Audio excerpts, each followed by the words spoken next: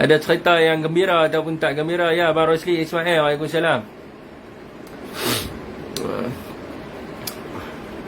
Nur Hayani Nani Hashim daripada Kuala Lumpur. Syafiq komen tentang PRN Johor. Assalamualaikum Fiq, PRN Johor betul-betul terjadi ke? Ni kecek lah Kelantan. Nur Ismail tanya. Kalau tak tanya Kelantan tak jawab. Zalani Zainal, Fiq perangi warga asing boleh Syam Dek Narong satu-satu awal hari ni saja. Isu semasa viral Tok Wan apa Fiq? KJ anti-vax Syafiq dalam PN ada puak pas depa bagus ke tak? Bagus. Saya tak panggil puak pas, saya panggil set-set pas. Betul, set-set tu member-member Geng-geng geng. Kalau nak kata member apa? Set-set pas bukan? Member set-set boleh ke? Ni set-set pas kita. Nur Ismail kalau nak tanya soalan, tanyalah bahasa Kelantan. Hari ni saya nak belajar bahasa Kelantan. Member duk ada orang Kelantan. Dia boleh tukar translate sebab dia tadi dah buat kerja. Lah dia tak buat kerja. Tanya bahasa lain tak mau jawab Zakri Ahmad daripada Pulau Pinang, sebab dia dah lama duduk di Perak, dia dah hilang slang dia tu. Dia lupa asal usul dia tu. Pak Jemaah, waalaikumsalam. Komen sikit pasal satu individu yang memaki bangsa Melayu baru-baru ni. Pak Jemaah, siapa dia? Bagi link saya tengok tu. Sebab saya ni buat live saja nak ni kan. Petikai vaksin ramai tu saya dengar apa nama ni, Zainul Asri punya video saya ada dengar lah kan. Dia sebab tu saya kata kerajaan dia kena jujur. Tak jujur masalah Sabri Malaysia BN tetap menang besar. Muhammad Rosdi, salam Fiq. Kawin dah lama ikut FB demo masa NMO. Nama Asri dulu lagi. Nah Fiq, terima kasih Abang Rosdi. Beres. Jadi soalan pertama tadi apa? PRN. Soalan kedua adalah berkaitan dengan PRN. Betul apa lagi tadi? PRN. Ambil nota dulu setmu. Tadi berkenaan dengan PRN Johor. Yang kedua tadi berkaitan dengan anti-vax. Yang ketiga, Assalamualaikum Abel, ada dengar kabaran tentang iCitra ke apa tadi? Saya nak salin balik soalan PRN Johor. Lepas tu saya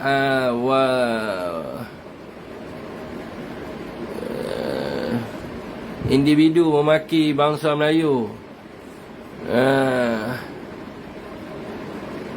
Warga asing. Syafiq warga asing. Assalamualaikum. Waalaikumsalam. Baik, alhamdulillah. Dia membisu kes apa ni? Naik minyak Adib LTTE. Nanti kita tengok tu saya tak boleh nak jawab kes tu. Jom keluar PM masuk BN. Tak mau duduk bersatu ni syok. Bersatu syok tuan, sebab dia satu wadah perjuangan yang baru. Lagi satu dia ada guideline dia macam UMNO. Dia punya guideline dia lebih kepada dia panggil perjuangan berkisarkan bangsa. Jadi dia tak ada guideline yang lain. Dia jadi macam konservatif perjuangan lama. Jadi dia tak boleh nak jadi diterima oleh masyarakat yang baru ni. Jadi dia bersatu. Ni dia 14 fasal penumbuhan tu, matlamat tu. Dia cantik bagi saya. Dia kena dengan diri saya. Saya tak kisahlah orang suka kat saya ke orang tak suka kat saya ke. Saya rasa dia kena dengan diri saya. Satu perjuangan yang harus dibawa ke masa depan. Jadi saya bersama-sama lah. Jadi kalau apa-apa jadi pun kita ada refer kepada matlamat kita. Matlamat kita ni betul tak betul, hala tuju kita ni betul ke tak betul, niat kita ni betul ke tak betul. Kat situ lah. Kes hina Melayu Rani Kuluk dah buat laporan polis pagi tadi elok kekal dalam BN tak mau balik suruh mereka hak lain lah kan. Kita tak mau Kes tuan semua sihat belakang. Saya jawab satu-satu tuan PRN Johor, ramalan untuk raya tahun ni PKP atau tidak? Ramalan PKP atau tidak? Okey, kita masuk soalan nombor 4. Satu-satu tuan PKP atau tidak raya. Okey. Minyak area Pendang Tanah Merah tak ada. Ni saya tak tahu, tak boleh nak jawab. Okey. Mula sekali PRN Johor. PRN Johor ni dia macam saya cakap sebelum ni lah dalam live, berkaitan dengan rumours dan juga dia panggil sebagai prediction, kan, kenapa dia akan berlaku dan mengapa ia akan berlaku. Jadi saya rasa semua dah dengar live daripada CB, iaitu Cikgu Bat, berkaitan dengan dia penerangan berkaitan dengan apa yang berlaku di Johor. Dan penerangan beliau berkaitan dengan Johor ni tidak ada masalah pentadbiran. Bajet lulus, konflik politik tidak ada, dan pentadbiran pun berjalan seperti biasa di peringkat negeri Johor. Cuma mungkin ada konflik-konflik di peringkat persekutuan ataupun di peringkat nasional, khususnya daripada parti UMNO itu sendiri, yang ada kepentingan peribadi. Antara kepentingan peribadi yang kita boleh senaraikan adalah yang pertamanya, mereka nak menunjukkan kekuatan mereka apabila bertembung dengan Tan Sri Muhyiddin Yassin. Jadi Tan Sri Muhyiddin Yassin kan di Johor, kan? Jadi mereka nak orang kata apa, bila nak menunjuk ataupun nak menguji kekuatan mereka ni apabila mereka bertemu dengan Tan Sri Muhyiddin Yassin, kerana pandangan mereka Parti Peribumi Bersatu itu berpusat di Johor, dan sekiranya mereka menumbangkan Tan Sri sebelum pilihan raya umum, maka mereka boleh menunjukkan bahawa Tan Sri Muhyiddin Yassin telah pun hilang daripada segi sokongan dan kekuatan rakyat di tempat beliau sendiri. Itu hajat yang pertama lah. Dia tidak ada kepada kepentingan rakyat, dia kepada kepentingan diri sendiri. Yang keduanya adalah disebabkan faktor nak mempertahankan kepentingan politik dua individu dekat dalam negara kita, iaitu Datuk Seri Najib Razak dan juga Datuk Seri Zahid Hamidi. Jadi nak menjaga kepentingan politik mereka ini. Sebab apa? Zahid perlu menunjukkan bahawa beliau ada kekuatan sebagai Presiden UMNO untuk menguji pilihan raya negeri Johor. Sekiranya beliau menang, ini menunjukkan bahawa tidak perlunya ada pemilihan parti, dan parti UMNO bersedia untuk pergi ke dalam pilihan raya tanpa pemilihan dan mengekalkan Zahid Hamidi sebagai Presiden UMNO. Jadi itu nak jaga kepentingan dia lah. Sebab sekarang ini rumours di dalam UMNO, desakan demi desakan dibuat supaya Zahid Hamidi ini merehatkan dirinya, orang kata dan memberi tumpuan kepada kes di mahkamah. Dan juga rumours mengatakan bahawa UMNO perlu reset and reborn, di mana perlunya ada pemilihan yang mana akar umbi parti akan menentukan siapakah yang akan menjawat jawatan penting di dalam parti dan akan menerjui parti UMNO itu sendiri. Jadi sudah tentu Zahid akan rasa tergugat, sebab dia tahu bahawa dia menang sebagai presiden dulu pun dalam sokongan yang tidak banyak, dan dia menang sebagai ketua pemuda UMNO Malaysia pun atas manipulasi daripada dia punya cikgu dia, Datuk Seri Anwar Ibrahim. So dia tahu benda ni. Jadi bila dia tahu benda ni, so itulah yang menyebabkan dia cuba melewat-lewatkan pemilihan UMNO dan sebagainya, kerana dia takut dia akan hilang di dalam drama politik di Malaysia ni. Jadi dia akan hilang terus daripada, dia panggil, tak panggil drama, dia panggil apa, perjalanan politik Malaysia ni lah. Begitu juga dengan Najib Razak. So itulah sebabnya mereka nak pergi kepada PRN Johor ni, nak menguji, dan kemudiannya mereka nak pergi kepada pilihan raya umum selewat-lewatnya sebelum bulan 7 tahun ni. Sebelum bulan 7 tahun ni lah mereka nak pergi kepada pilihan raya umum. Itu hasrat mereka. Tetapi berbeza dengan kem Ismail Sabri. Ismail Sabri sekiranya dia nak mempertahankan kedudukannya sebagai Perdana Menteri selepas ini dan juga sebagai Presiden UMNO, maka dia perlu melakukan pemilihan terlebih dahulu di saat beliau menjawat jawatan sebagai Perdana Menteri, kerana dia boleh lobby perwakilan untuk undi beliau sebagai Presiden UMNO, dan sekiranya berlaku pilihan raya umum, maka beliau boleh menjadi Perdana Menteri selepas daripada ini, dan juga menjawat jawatan sebagai Presiden UMNO, yang mana beliau boleh membuat keputusan secara mutlak tanpa lagi terikat dengan mana-mana orang. Jadi mana-mana manusia pun bila dia duduk dalam kedudukan tersebut, dia akan ada hasrat yang sama. Kita tak salahkan Ismail Sabri, dan dia akan buying time. Dia akan buying time sebab apa? Dia tidak cukup waktu dia memerintah untuk menunjukkan bahawa dia layak diterima oleh rakyat untuk jadi sebagai the next Prime Minister, untuk gantikan Tan Sri Muhyiddin Yassin. Niat tu ada, tuan-tuan, niat tu ada. Niat tu ada walaupun kita tak nampak. Mana-mana orang pun sama lah. Dia mesti ada niat yang sama bila dia dah jadi duduk satu kedudukan yang paling tinggi di Malaysia. Jadi dia mesti nak mempertahankan kedudukan tu, tak mungkin dia akan beralah dengan orang lain. Jadi dia nak buying time. Jadi rumours yang kita dengar, dia mungkin akan bubarkan parlimen di akhir bulan Mei 2023. Sebagaimana di dalam perlembagaan pilihan raya akan berlaku 5 tahun sekali. Dia tak akan buat dalam masa yang terdekat. Ini adalah rumours lah. Itu adalah berkenaan dengan PRN Johor, tuan-tuan. Ada soalan? Salam sahabat semua. Zahid ni sibuk sangat pasal negeri Johor. Bukannya rakyat Johor suka pun pada dia. Jaga negeri kau sendirilah. Tak apa. Wak Ponorogo Pecingasu mata ni. Apa ni? Malik ngapusi. Apa benda ni pula? Saya tak faham bahasa Jawa. UMNO BM perosak Malaysia, dia tidak ada kepentingan kepada rakyat lah. Dia lebih kepada kepentingan politik sesuatu parti dan individu lah. Sebenarnya individu tertentu je. Anti-bank. Yang kedua anti-bank yang ada PRN Johor ada nak tambah. Ada yang nak tambah kan, nak masuk BC ya. Buka BC. Lagi orang kata tak buka BC pula. Ada yang nak tambah PRN Johor.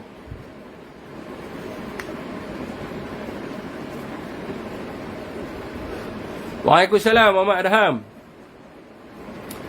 Adakah yang nak tambah ke, yang nak BC ke? Orang Johor kan nak cakap ni adalah daripada kajian saya lah, prediction yang kita nampak.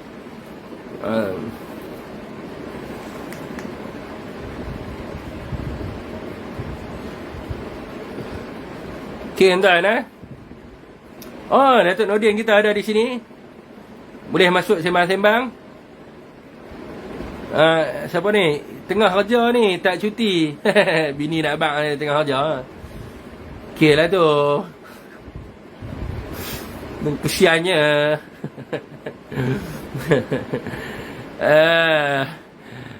Baru nak nakal-nakal lah ni. Abang minta maaf, saya bertanya mengenai KWSP Citra One Off. Apa kebangangan? Ada harapan ke rakyat dapat hak mereka kembali KWSP One Off 10K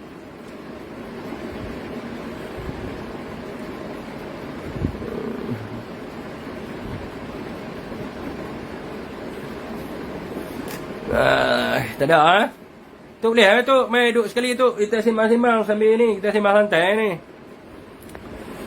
Yang kedua, mantap dah ulasan tu mantap dah ulasan tu anti-bank ni tuan-tuan. Tuan-tuan jangan cap macam dalam TikTok depa bocok tu tadi je. Depa kata saya ni adalah Freemason. Alamak kan, agak-agak saya semayang kot kan.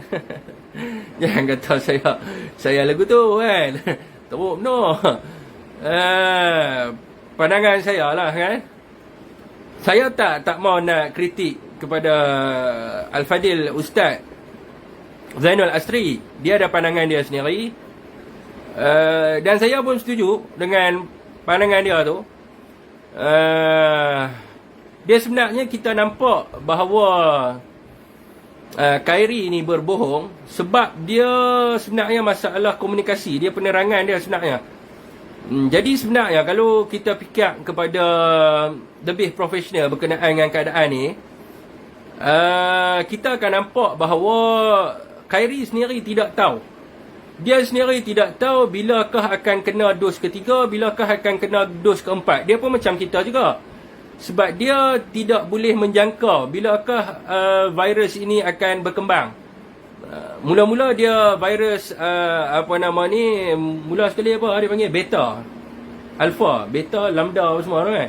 Okey, masa mula-mula Omicron tu, dia pun tak tahu kata lepas ni akan jadi masa mula-mula virus COVID-19 tu, dia pun tak tahu lepas ni akan jadi Omicron, lepas ni akan jadi Lambda, lepas ni akan jadi apa-apa nama lah. Dia pun tak tahu sebenarnya. Dan dia hanya bergantung kepada ulasan daripada WHO dan juga pakar-pakar perubatan di Malaysia. Dan pakar-pakar sendiri pun tak tahu. Kita tak boleh nak predict. Maknanya kita tak boleh nak jangka. Jadi keputusan yang diambil oleh pok-pok anti-vax ni, mereka seolah-olah Kementerian Kesihatan ni dia boleh jangka. Maknanya dia tahu lepas ni jadi ni, lepas ni jadi ni, lepas ni dia kena pakai dos ketiga, lepas ni kena pakai dos keempat, lepas ni boleh kena pakai dos kelima. Seolah-olah kementerian tahu. Sebenarnya dia tidak tahu. Dan Khairi sendiri pun dia boleh gunakan ayat yang lebih layman bahawa dia sendiri pun tidak tahu jaringan ni bukan jaringan, evolusi sebenarnya. Dia evolution virus ni dia pun tak tahu. Macam tu juga tuan-tuan, macam evolusi ni kita ambil contoh sikit lah. Evolusi dalam sains komputer. Siapa jangka dulu mula-mula kita pakai disket. Betul kan? Kita pakai disket. Floppy disk dia panggil. Zaman Datuk Nordin lu Datuk Nordin lu pakai floppy disk. Lekeh. Pakai disket. Apa barang kita boleh kata apa zaman tu kuno tu. Sebab waktu tu kita tak jangka yang bahawa lepas tu akan ada disk. Akan ada CDR, akan ada CDRW. Lepas tu keluarnya dia panggil thumb drive. Mula-mula dulu thumb drive. Lepas tu pergi kepada pen drive. Lepas tu dia ada external hard disk. Dulu external hard disk besar kan. Lepas tu jadi external hard disk kecil. Kita tak boleh menjangka. Tu dalam evolusi kita tak boleh predict benda tu akan jadi. Macam tu juga dengan evolusi dalam biologi ni, khusus dalam virus ni. Dia mana nak tahu, dia mana nak boleh orang kata predict bahawa virus ni akan membiak macam ni. Selain daripada dia ada proven proof yang mengatakan orang ni kena virus ni, lepas tu letak nama tu pula. Jadi dia letaklah nama ni. Jadi dia letak tu orang kata ikut kepada kalau dulu berkaitan dengan bintang dia akan letak nama orang macam Debbie Star. Nama orang. Kalau virus ni mungkin dia letak ikut kepada alpha, beta apa segala macam ni. Jadi dia letak nama-nama tu. Dasarkan perjumpaan baru orang kena virus tu. Jadi bila mereka dapat kes baru, maka mereka pun try tengok, orang ni ada vaksin, dia kena 2 vaksin. Jadi bila dia kena vaksin, maka virus yang baru ni tidak boleh virus yang baru ni tidak boleh vaksin ni tidak boleh melawan virus yang kategori yang baru. Maka dia try lah. Dia try pula suntik, dia try buat kajian untuk letak third dose. Jadi pakar-pakar di seluruh dunia pun okey suntik, bubuh tengok macam mana. Okey bubuh, kalau Pfizer kita cross dengan Sinovac. Dia cross dengan Sinovac, maka jadi virus ni mati. Sebagai contohnya virus ni mati. So dia buat pengumuman bahawa kita nak lari daripada kena varian yang baru ni, maka kita cross. Kalau kita ambil Pfizer sebelum ni, kita ambil Sinovac. Jadi bukannya dia buat uji kaji terhadap manusia, sebab benda tu berlaku dalam masa yang terdesak. Maknanya kalau kita tak buat macam tu, dia bukan nak tunggu pergi buat clinical test, buat dekat haiwan buat semua, lu makan masa dan orang mati dulu. Jadi dia ada sakit baru ni, tiba-tiba ada pesakit baru, maka orang tu lah yang jadi test. Mereka pun buat test. Jadi try juga try cucuk booster. Cucuk booster jadi. Jadi orang kata boleh lawan. Boleh lawan. Lepas tu dia pun ukur pula kadar metabolisme badan dengan vaksinasi dalam badan. Bila dia pun ukur, virus ni vaksin ni menurun. Bila vaksin ni menurun, bila dia kena penyakit bila dia kena orang kata positif, maka dia tak boleh nak lawan sebab vaksin tu lemah. Dia dah terlampau lama duk lawan. Jadi dia jadi lemah, kena pakai booster. Dia tak boleh jangka benda ni. Kita tak boleh habaq kata Khairi ni Yahudi apa semua. Tak boleh macam tu kan. Kita nak kata Khairi Jamaluddin ni dia Yahudi, dia ni dosa besar ni, kita fitnah dia. Sedangkan dia sendiri pun tak boleh nak jangka benda tu. Siapa yang boleh jangka masa depan? Saya nak tanya, mai ulama mana yang boleh predict the future? Kalau you pakai sistem, saya dalam bidang computer science, walaupun kita ada dalam sub dalam computer science ni dia panggil prediction and prevention. And punya sub topik lah macam mana kita nak buat, nak himpun data, nak buat prediction, nak buat analisa segala ni, macam mana kita nak predict benda tu berlaku. Itu pun dia tak sampai ketepatan 100%. Jadi macam mana kita nak boleh expect sekarang ni kita nak kementerian bagi 100%. Tak boleh tuan, dalam komputer pun kena ada 99.8%, 2% tu adalah risk dia. Dia tak boleh cakap 100% perfect. Jadi itu masalah kita. Dan bila ada orang yang cakap lah seolah-olah dia bagi tahu kata booster ni, jika dos booster ni individu terima mengikut jenama 2 dos vaksin sebelum ini, saya pun setuju. Bukannya bertukar jenama vaksin, bimbang kesan saya berikan. Sebab kita bukan doktor tuan. Kita bukan doktor, kita tak belajar. Kalau kita nak kata tak boleh jadi, macam mana kita nak huraikan kepada orang? Berdasarkan DNA, banyaknya anti-vax ni duk baca dalam Google. Macam mana kita nak huraikan kata DNA punya ni tak boleh, dia jadi siapa cucuk jadi gila apa semua. Kita bukan doktor. Dan kita bergantung pada mereka. Dan mereka bertanggungjawab dengan kepakaran mereka tu. Dan kita bertanggungjawab dengan hujah kita. Hari ni kita duk encourage orang, duk abang kata, dia ni munafik, dia ni penipu. Adakah kita esok bila mati kita boleh jawab dalam kubur macam tu kalau kata dia betul? Adakah kita boleh bertanggungjawab kalau ramai orang tak ambil vaksin lepas tu dia mati? Sekarang ni dia duk bawa orang ambil vaksin mati. Saya nak tanya tuan-tuan, berapa orang yang tak ambil vaksin mati ni? Berapa peratusan dia? Saya dulu pun lepas saya kaji, and bila ada ni si Azam ni lah, Muazzam Mustafa Bakri ni suruh saya debat dengan seorang budak anti vaksin dalam TikTok pukul 2 pagi, saya pun buat kajian, saya pun buat bacaan saya. Depa duk abang kata cucuk vaksin mati, cucuk vaksin mati, cucuk vaksin mati. Ya betul. Tidak dapat diakui di peringkat WHO pun bagi tahu ada orang yang mati disebabkan vaksin. Tetapi berapa peratus orang yang mati disebabkan vaksin tu?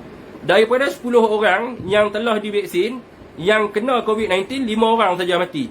Lepas tu kita hujah pula, kenapa golongan anti vaksin ni dia tak mau hujah pula berapa ramai yang mati disebabkan tidak mengambil vaksin. Daripada 50 orang yang kena silap pula dah tuan-tuan yang vaksin daripada 50 orang yang vaksin, daripada 50 orang yang telah divaksin, yang kena COVID-19, 5 orang saja yang meninggal dunia. Jadi mereka yang tak diambil vaksin ni, daripada 10 orang yang kena COVID-19, 5 orang, maknanya 50-50. Kalau you nak letak diri you dalam keadaan 50-50, sama ada you mati ataupun you hidup, jangan marah saya Afiq, dah bukan marah lah, tapi disebabkan dia lah saya baca benda ni semua. 50-50. Sama ada you mati ataupun you hidup. Mungkin ada orang yang tak ambil vaksin, dia kena COVID-19, dia hidup. Maybe. Tapi maybe juga dia kena, terus dia loop terus dia mati. Kalau you nak letak diri you dalam keadaan 50-50, no problem. It's up to you. Kerajaan tak halang pun. Tapi kalau you rasa you tak mau letak dalam golongan tu, you nak letak dalam golongan 10%, then you ambil vaksin. Vaksin ni hanya sekadar ikhtiar je. Tak pun kata bagi tahu kata 100% kita nak rate 100%. Saya tak tahu kajian apa yang boleh bagi 100%. Ni siapa ni request visi ni Idin Sugi.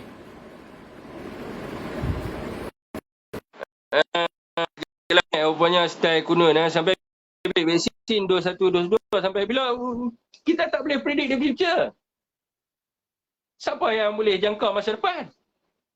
Khairi bukannya malaikat kan? Dia bukannya dia boleh tahu kata virus ni lepas ni dia akan jadi macam ni. Lepas ni dia tak tahu kan? Sama macam kita kan, kita tak tahu, kita yang duk kata-kata rakyat jadi tikus mak-mak, kita tahu sangat kan, kita pun tak tahu juga. Kita marah tu berkaitan dengan anti-bank Jadi saya setuju juga dengan kenyataan daripada Tok Guru Zainul Asri. Saya setuju. Sebab dia suka berdalih-dalih. Dia kena cakap direct. Tak tahu cakap, tak tahu. Dia manusia je ni. Kita kena buang ego kita. Sebab tu pakaian ni, ego, iri hati, tinggi diri. semua ni adalah orang kata apa, pakaian-pakaian yang tidak boleh dipakai oleh manusia, tapi dia tak boleh nak jawab itu, dia takut lagi political mileage dia tu. Takkan menteri tak tahu, takkan menteri bodoh sementara ni. Memanglah dia tak bukan belajar dalam bidang bio. Khairi belajar dalam bidang ekonomi. Dia mana tahu. Kan?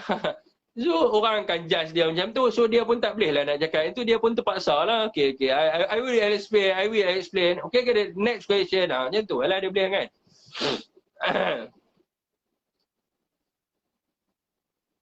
Ketiga, PKP atau tak? Raya.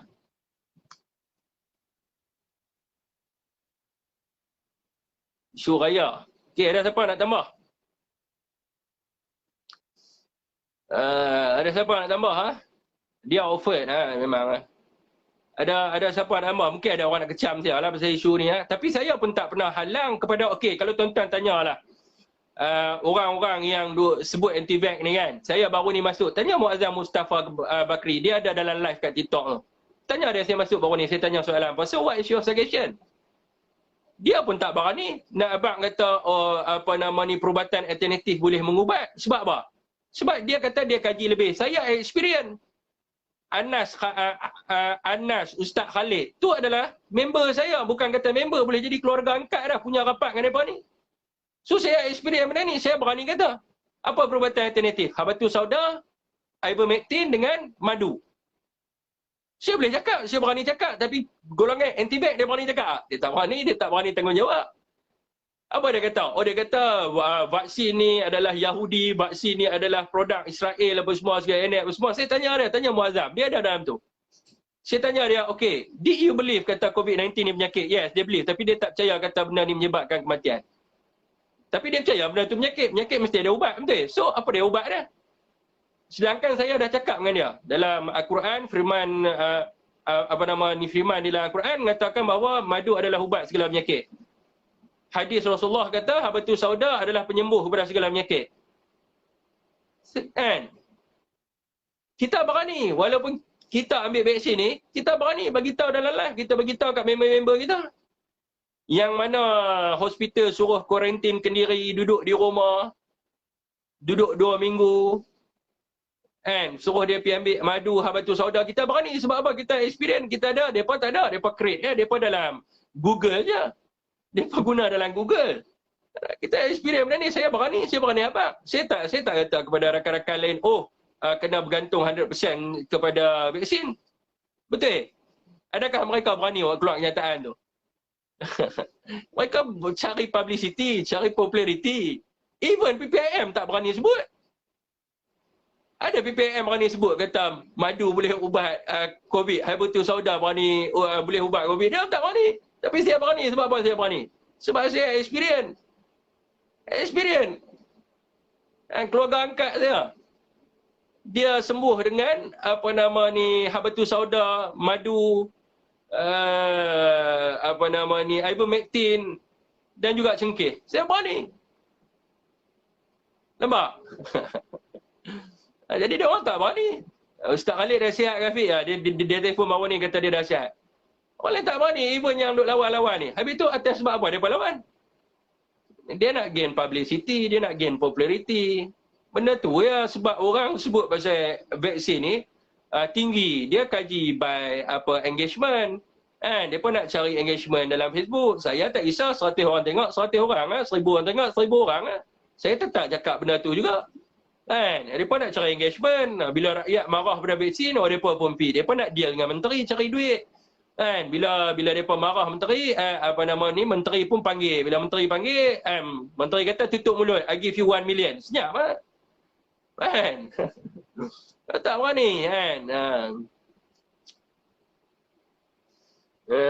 cubalah cabaran APEC, Fik. Bagaimana pula pendapat APEC Ridwan On? APEC Ridwan On mana? Fik tak setuju APEC nak bagi 10,000. Cubalah sahut cabaran APEC. Apa benda pula dah dia tak setuju?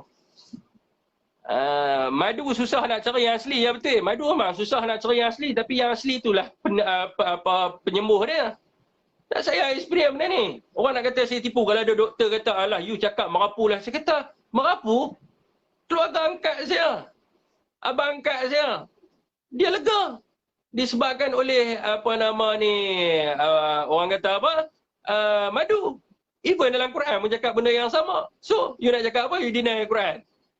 Saya bukan kata dalam Qurannya. I experience this. Ada orang lain berani. Tanya mereka anti-vaksin. Tanya Muazzam Mustafa Bakri, dia jawab apa? Dia kata dalam live, dalam 300 orang tengok, dia kata apa? Dia suggestkan supaya rakan-rakan dia menjaga penjagaan diri. Tu saya troll dia, saya kata tak apa, lepas ni suruh you punya member mandi pakai Dettol. Dia, mereka pun tak berani. You pilih tengok geng anti-vaksin ni, even Ellie Sudati pun ambil vaksin.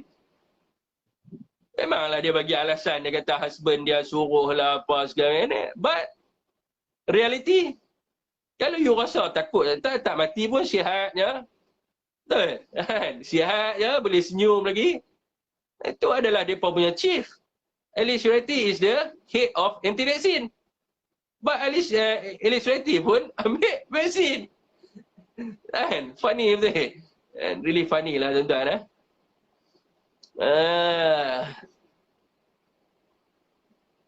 Jika penggunaan minyak ganja boleh, alah benda hak duk ada dalam Quran, duk ada, duk pergi cari benda hak pelik-pelik, ganja, ketum, ketamin, apa lagi, apa nama ni, amfetamin, duk pergi cari benda pelik-pelik. Quran dah habang dah, madu, Nabi dah habang dah, batu soda, jaga kebersihan diri, Muazzam dah malam tu.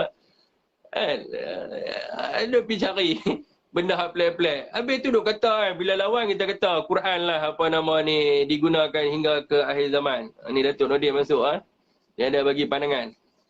Oh, saya nampak Nizam Perkasa. Nizam Perkasa is watching. My old friend, brother Nizam Perkasa. Okey tu, Assalamualaikum tu. Waalaikumsalam. Sekejap. Tentang ni tak ada orang masuk lah. Tak ada orang lain masuk lah tapi tentang ni. Ada tu my best friend ada situ Nizam Perkasa. Dia Okay, tu, nak masuk. Dia nak masuk dulu. Dia nak melihat dengan seriusnya. Saya nampak dia pakai ribbon tengah melihat dengan begitu seriusnya. Saya takutlah nak orang kata apa nak kacau dia. Dia tengah melihat. Saya nampak profile picture dia pakai cap merah. Okey tu, teruskan. Ya, pagi tadi pukul 11 tadi ada buat Zoom tadi dengan ada satu kumpulan orang Malaysia kita kat Bangkok tadi. Okey. Depa buat tetamu depa tu apa ni Taufik tu Ismail. Ya, Taufik lah masuk tu, saya pun join sekali apa tadi. Depa bercakap pasal perbagaan, lepas tu kena api isu politik. Okey. Ya, tapi nampaknya pandangan saya adalah grup tu, saya ingat yang Melayu saya seorang kot, yang lain banyakkan kumpulan India kita lah kan, yang join tu kan. Macam mana Datuk boleh masuk tu? Sebab kawan saya tu, yang Profesor Australian saya kat Hatnyai tu, dia invite saya. Okey. Jadi geng-geng tu, apa ni, geng India tu, Mr. Nangalingam tu, dia base kat Bangkok. Ya, jadi dia cakap pasal politik sikit lah, minta pandangan apa ni, apa dah Taufik tu Ismail lah. Tu Ismail kan, anak tu Ismail kan. Jadi saya nampak dari segi politik ni depa berat ke belah apa ni kumpulan yang parti kecil-kecil ni. Parti muda dan sebagainya. Depa rasa parti-parti ni akan dominan lah, itu pandangan depa lah kan. Okey, jadi saya bangkit isu sekarang ni ke politik Malaysia, pandangan saya kata lah. Kita tengok pada 3 parti besar ya, PN, PH dengan BN ya, saya kata. Dari segi politik kan, jadi mereka ni biasalah nak liberal punya politik. Jadi saya komen lah, nak liberal kat Malaysia ni susah sikit lah. Sebab apa, kita tengok dari segi demografi politik kita di Malaysia ni, kita masih ramai lagi orang Melayu, terutama sekali di Semenanjung lah, dan juga Bumiputera. Ya, jadi kalau mereka nak go liberal tu macam negara maju, saya ingat tu bukan sampai masanya lagi lah. Ya, jadi politik sekarang ni. Tu bisa tambah sikit Saya pun buat kajian juga dengan parti-parti yang kecil ni. Ya. Dia kena tengok based on sentiment rakyat Malaysia. Dia bukan macam luar negara tau. Luar negara dia nilai kepada leadership. Dia tengok kepada leadership. Rakyat Malaysia dia bukan macam tu. Macam okey, contohlah dia nak tengok contoh macam okey, kita buang part lah ideologi tu sebab memang negara kita pun mengamalkan liberal demokrasi. Dia tak perlu kata kita nak liberal demokrasi, sedangkan mereka memperjuangkan sosial Demokrat. Mereka bukan perjuangkan liberal Demokrat. Kalau nak cerita pasal liberty, ni our nation right now ditadbir oleh corak pemerintahan kita adalah liberal demokrasi. Kan, bebas daripada sudut orang kata apa, macam-macam perkara lah yang dia ada dua saja kan, haluan kiri, haluan kanan tu lah tu lah. Jadi mereka ni bawa kepada sosial demokrat kan, tak payahlah nak bersindung di sebalik perkataan liberal tu, pembohong besar lah kecuali ultra liberal. Jadi itu semua daripada konsep ideologi dia lah. Jadi orang kata apa, yang tu semua letak tepi dulu sebab tak semua orang faham pun daripada sudut ideologi ni. Jadi dia daripada sudut, okey, kalau kita tengok sentimen rakyat sekarang ni, adakah rakyat akan mengundi parti-parti muda dan sebagainya ni? Dia mungkin ada di kalangan dia pun, sedangkan dia pun keahlian dia pun 30,000 pun menipu. Mungkin ada di kalangan dia. Lepas tu apakah halangan mereka ni untuk menempuhi dalam pilihan raya? Kita kena tahu pilihan raya negara kita ni kena ada duit. Kalau tidak ada duit, macam mana dia nak bertanding dalam pilihan raya dan bagaimanakah dia pernah dapat source of income tu? Kalau kita tengok macam muda, dia depend on Amerika Syarikat. Dia depend on kapitalis yang kat belakang tu. So adakah dia dapat buat perubahan macam mana Cikgu Bat cakap semalam? Bila ada ahli politik yang berdamping dengan kapitalis dekat belakang, so tahun pertama dia adalah balas budi kapitalis. Tahun keduanya adalah balas budi kroni-kroni kapitalis. Tahun ketiga untuk keluarga dia. Tahun keempat untuk diri dia sendiri. Tahun kelima dekat pilihan raya baru untuk rakyat. So takkan jadi perubahan apa-apa pun dekat situ. Takkan jadi perubahan apa-apa pun. Dan kalau kita tengok sentimen rakyat, dia melihat kepada keprihatinan kerajaan yang mentadbir. Dan juga sentimen menyentuh kepada sentimen-sentimen yang dekat dengan rakyat lah. Kalau kita tengok sekarang ni, apa yang muda buat? Adakah dengan dia bagi beras, dia bagi telur, dia pergi skop selut nak tunjukkan kata dia buat kerja, dia akan membawa satu tadbir urus yang baik pada kerajaan? Saya sebagai orang muda, saya tak percaya sebab saya tahu. Saya keluaran universiti ni, depan saya pun keluaran universiti, dia pun kata apa budak universiti duk pergi skop selut tu. Betul? Mesti kena ada idea. Dah betul depan dia, tapi dia tak pakai baju dah, saya tunjuk dah. Anak muda mesti kena ada idea, betul? Betul, mesti kena ada idea. Nak buat apa? Nak buat perubahan apa kepada negara? Nak wujudkan apa? What is the idea from muda? Even Syed Saddiq masa jadi minister, apa yang dia buat perubahan kepada Kementerian Belia dan Sukan? Apa dasar-dasar yang dia telah ubah? Mobile Legend. Apa nama ni? Apa game yang perang-perang tu? PUBG. Yang tu kah yang anak muda nak untuk kepada negara? Datuk nampak benda ni? Datuk nampak? Ada tak mereka cakap tentang ekonomi macam Datuk duk cakap? Sebab apa dia tak boleh cakap yang tu? Knowledge. Dia boleh, dia dalam political mileage bolehlah dia cakap kita orang Melayu mestilah mempertahankan. Muda pun dia boleh cakap kenapa kita dihalang oleh polis untuk hantar bantuan. Itu bukan semua itu yang rakyat nak. Rakyat nak you kata okey ada masalah dalam PDRM. What is your suggestion? Apa yang you kena buat? Okey, PDRM ni perlu ada satu jabatan yang asing, unit integrity, yang mana diletakkan bawah parlimen untuk menyiasat PDRM. So itu yang orang-orang muda tengok. Okey, you kata apa nama ni SPRM ada masalah. What is your suggestion? Sebab apa mereka tak boleh nak bagi suggestion? Sebab dia lack of experience dan dia lebih kepada politik. Adakah bagus untuk negara kita kepada orang yang lebih kepada politik? Betul tu? Ya, saya setuju ya. Jadi isu sekarang ni saya tak tahulah adakah rakyat hendak diadakan pilihan raya khususnya PRU lah. PRN Johor tu itu pelang pada dari Johor lah sebab depa ada majoriti satu kan. Tapi saya duk fokus ni adakah kita perlu pilihan raya umum lah PRU ni dalam masa terdekat. Ya, Syafiq Daulah tadi dah kan. Bagi saya yang penting sekarang ni ialah isu ekonomi, isu pekerjaan. Ya. Kalau kau boleh. Ya. Apa nama nak tambah sikit tu? Apa teringat. Masa lunch tadi saya makan dengan Hello Perdana. Dia bawah Mahathir Khalid. Saya makan dengan dia. Okay. Dia cakap you duk sembang pasal warga asing bersemua segala ni dalam makan warga asing. What is your suggestion as yours? Di dalam parti politik. Apa yang sebenarnya government kena buat? Kalau you just cakap pasal dalam akal warga asing ni banyak, itu banyak, semua KNX ni, apa sektor semua diambil oleh warga asing. And then dia tidak ke mana. Kita akan bincang pasal warga asing tu dalam 5 tahun sampai 10 tahun. Direct saya kena hantam. Dia tu cakap, what is your suggestion? Itu yang anak muda nak sebenarnya. Tu.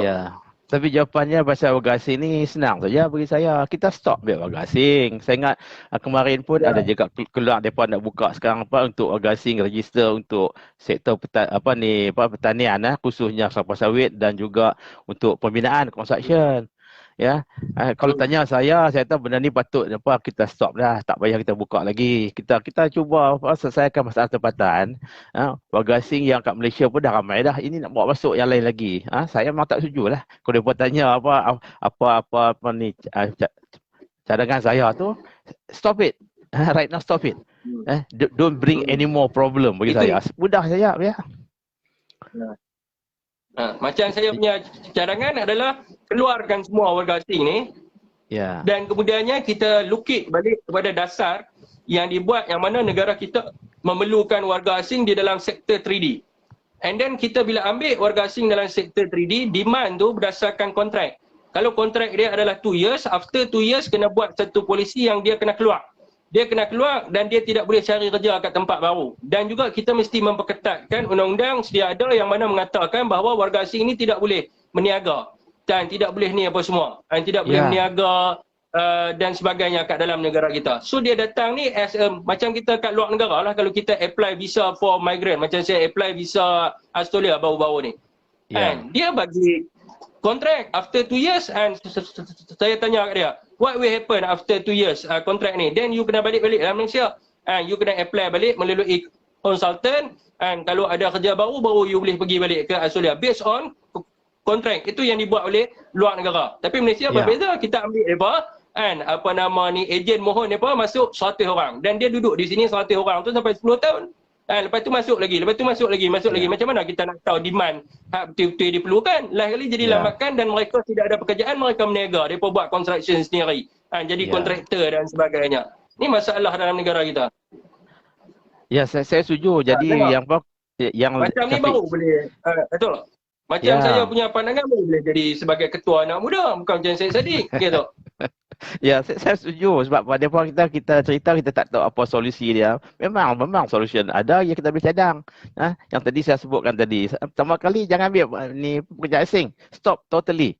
Okey, new pekerja asing jangan kita masuk langsung. Tapi duka cita lah Menteri Semua Malaysia buat statement baru hari 2 ni lah kan. Yang dia buat statement nak masukkan lagi. Jadi kita patut desak kerajaan, stop it. Jangan masuk lagi. Sebab yang ada di sini pun dah ramai. Itu pun Safi dah sebut tadi. Mereka masuk dulu sektor lain, sekarang tukar sektor lain, meniaga sebagainya. Jadi yang ada di sini pun tak boleh selesai. Selesaikan yang apa ada sini dulu. Daftar mereka yang tak perlu kita hantar balik. Saya setuju sangatlah dengan Syafiq tu. Ya, macam mana kita tak tahu apa solusi dah. This is the solution we propose to government. Kalau government dengar, implement lah. Apa kisah? Ya, sebab apa? Satu untuk sektor pertanian dan juga perdagangan dan juga ni sektor pembinaan. Kita boleh attract orang Malaysia kita ni untuk kerja. Tapi kita kenalah naik gaji. Janganlah bayar gaji tu macam Gurkha-nya gaji. Kita nak menuju negara maju. Itu isu dia sebabnya. Ya, toke-toke konglomerat ni, mereka ni nak untung lebih. Dia pun main politik. Jadi dia tak mau tambahkan gaji untuk orang tempatan. Tak mau train orang tempatan untuk buat kerja jenis-jenis perdagangan dan construction ni. Kita kena look for the future. Macam negara maju. Mereka sekarang dah tukar teknik macam construction tu, cara baru dan sebagainya. Yang tak perlu boroh kasar yang perlukan sedikit skill kan. Jadi pokoknya bagi saya ialah toke-toke ni lah yang orang korporat ni depa nak untung lebih. Ya, cukuplah untung banyak dah sebelum ni. Gunakan orang tempatan bayar depa lebih, reducekan dia punya profit margin. Jadi kita akan selesai masalah akan datang lah dan juga kita akan create employment untuk orang tempatan. Dan dia sebenarnya, dia pun buat dasar ni untuk membantu ejen-ejen berasing. Sebagai contoh, kita tengok orang kata pengawal keselamatan.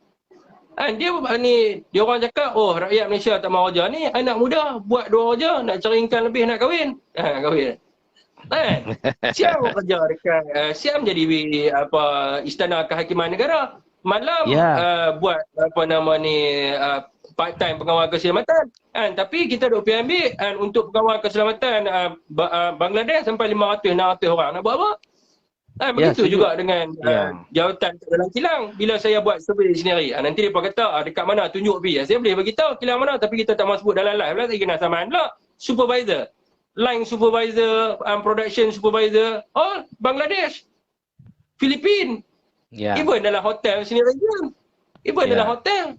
Hotel sendiri pun apa nama dia panggil sebagai bukit supervisor, Filipina. Yes. Saya boleh Ya. sebut hotel apa kat Kelang tu. Dia punya Ya. event manager, Filipin. Ya. Kan? Macam dekat Hilton, apa nama PJ. Dia punya live band punya supervisor, Filipin. Ya. Nampak?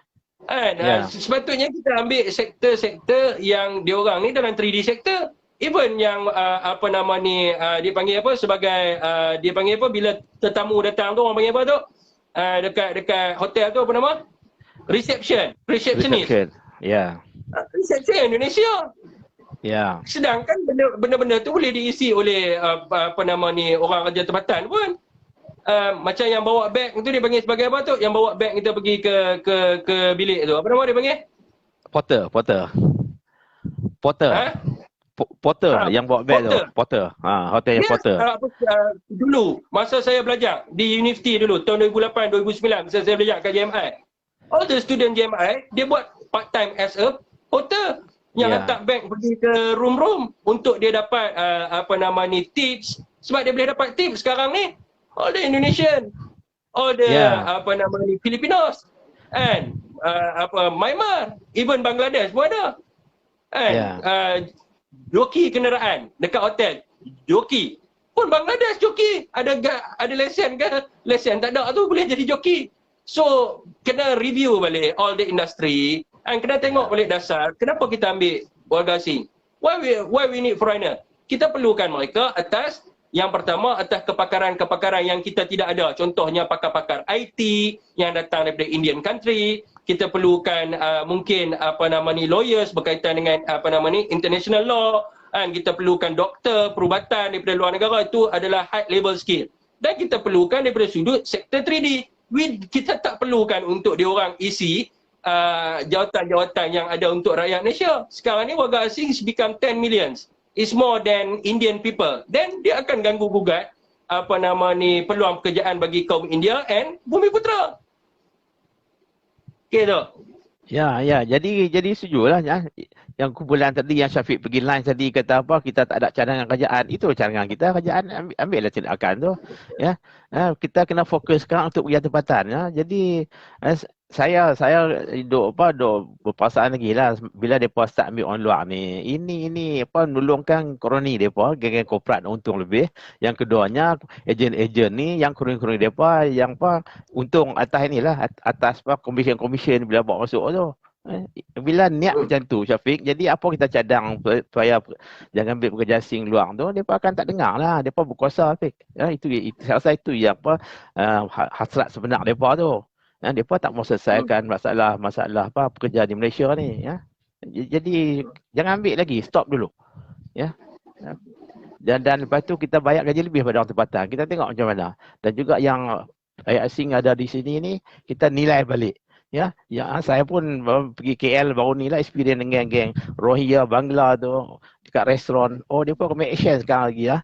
Kita ni kan ada respect pun. Ya, seolah-olah kita pergi makan di restoran minta maaf lah, restoran kayu in particular Syafiq. Ya, saya pergi di KL Central tu. Wah, dia boleh action boleh marah kita. Syafiq. Ya, kesan kayu tu ini berlaku. Saya pun lama tak pergi Kuala Lumpur. Tengok cara perangai dia orang ni begitu samsing mereka. Ya, kalau saya ada kuasa dalam kerajaan sekarang ni, geng tu saya ambil nama hantar balik terus ya.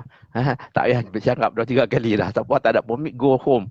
Apa mai kat sini kita tak perlu depa lagi ya. Dah depa ambil pekerjaan yang mana apa orang kita boleh buat ya. Macam jadi di restoran dan hotel sebagainya Syafiq sebut tadi memang orang kita boleh buat.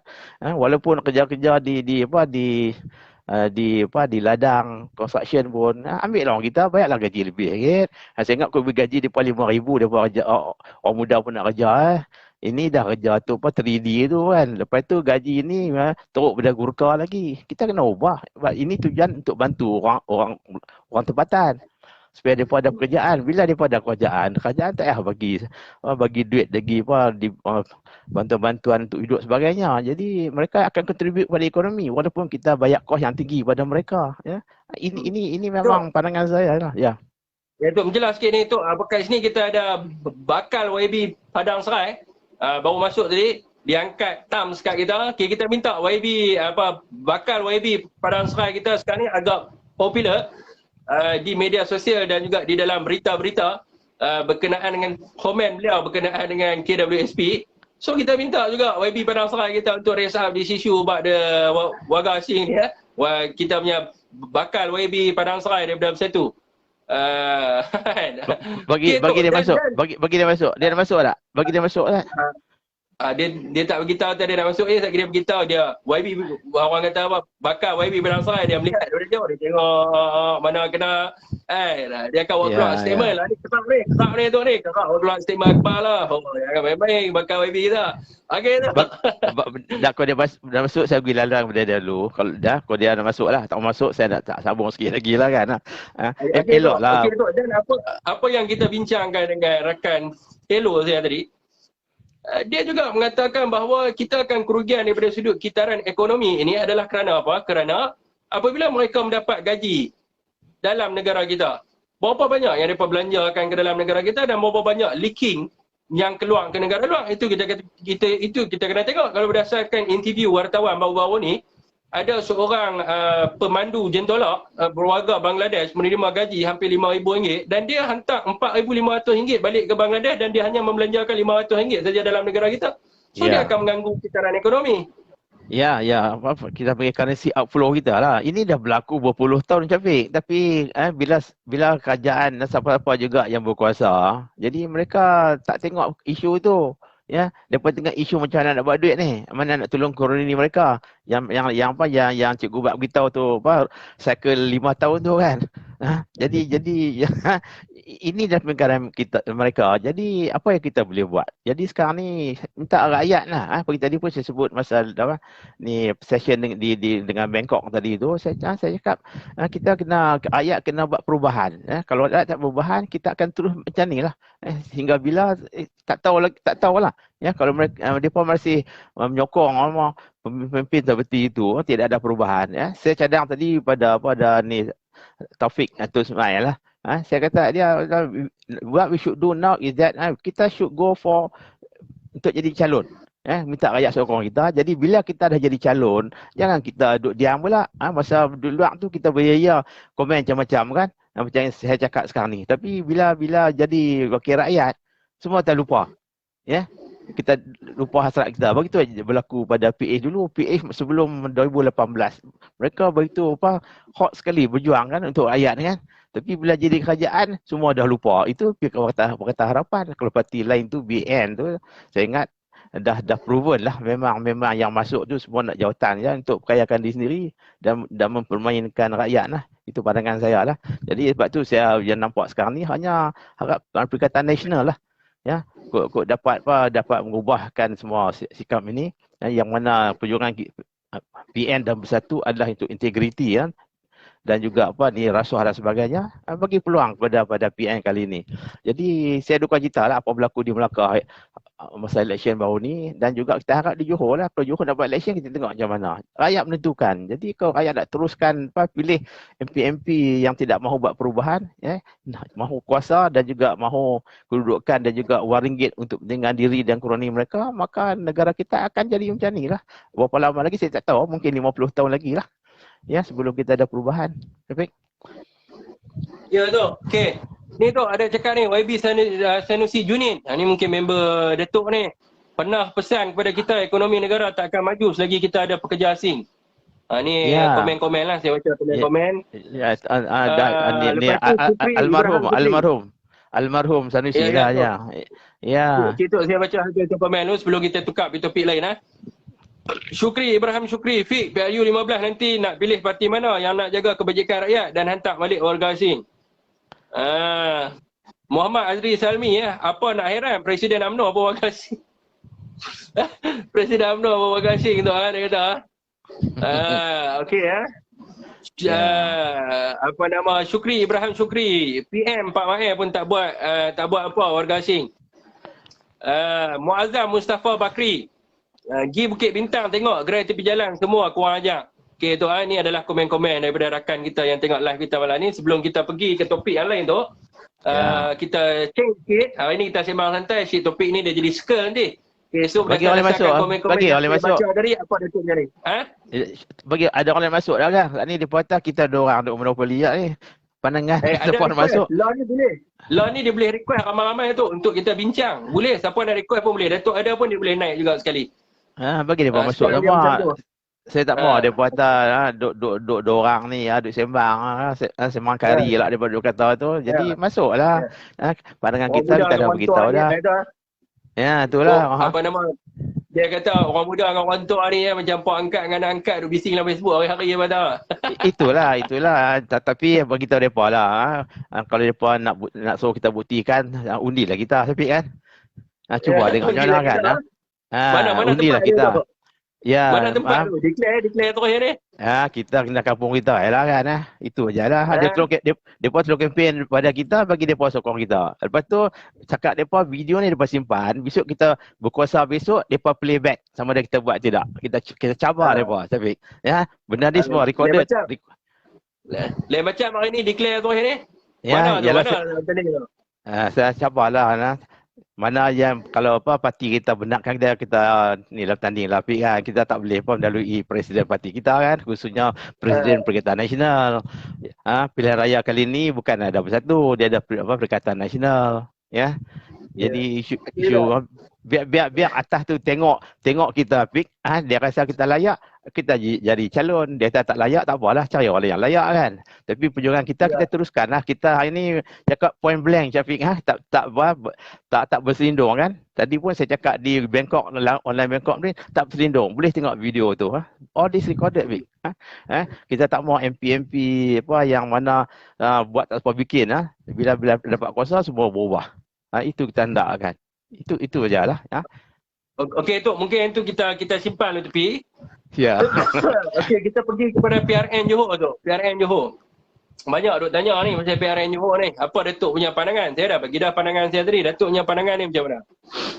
Yalah, kalau semua tak nak tarik diri, makna dia walaupun kelebihan satu boleh teruskan. Saya ingat Syafiq cakap tadi betul lah. Sebenarnya UMNO no nak test the water. Nak tunggu kali kedua depa ni powerful tak ke. Ya, itu aja isunya. Bukan sebab apa, bukan sebab nak tukar kerajaan tu.